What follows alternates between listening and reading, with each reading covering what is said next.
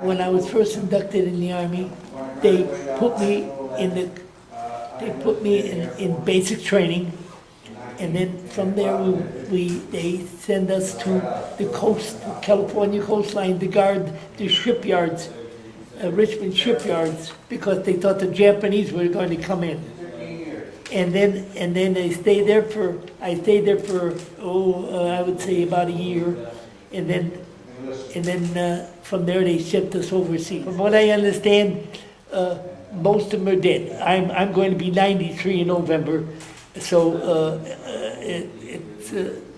quite a few of them have died since they've come back from war.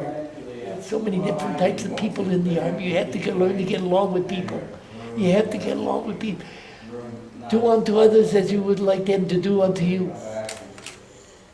I had to adjust according to life. What I seen in war is still bothering me in the mind. I have that comeback when I get up at night screaming. And the big thing that I always scream about is that I keep hollering, stay on my left, stay on my left. I wanted somebody while I was in combat, while I was on the front line, I wanted somebody on my left-hand side. He don't have to stand next to me, but as long as he protected my left-hand side. And at night I get up at night and I'm screaming, stay on my left-hand side, my left-hand side. It happens so often. It comes back to me, it flashes back to me. And there's so many of the fellows that were on the left-hand side got killed. They were killed. Because shells is what killed the artillery, you know. I adapted easy because, like I said, I was an orphan, so I knew what it was to be poor. I knew what it was not to have food. So I adapted myself easily to everything that came along. The first time we were coming to the front lines, he said, "I don't forget to keep your heads down or you'll end up like one of these guys." And it scared the hell out of us. It was a hell of a thing for us to see, right from the side, to see dead bodies. You didn't see their faces because whenever we shot any, we covered their face. If we didn't cover the rest of the body, at least cover the face. We had to cover the face. To look at a dead person in the face is, the body you could, all right, take it, but when it comes to the face, you always cover the face. You always cover the face. What message would you like to leave for future generations who will all view this interview? Well, pray for peace.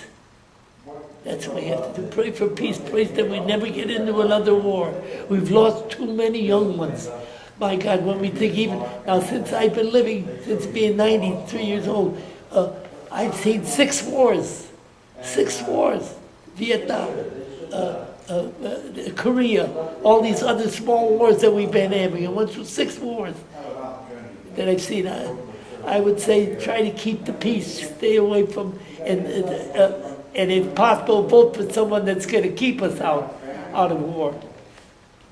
Is there anything that we haven't discussed that you would like to add to this interview? Well, I would say one thing, that I prayed a lot. I think prayers is the best medicine there is.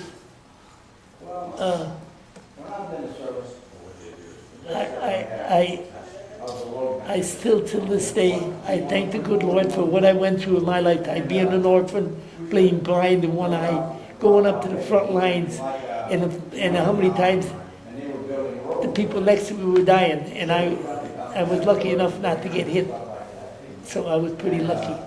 And like I said, I prayed and thanked the good Lord, and I still do till today.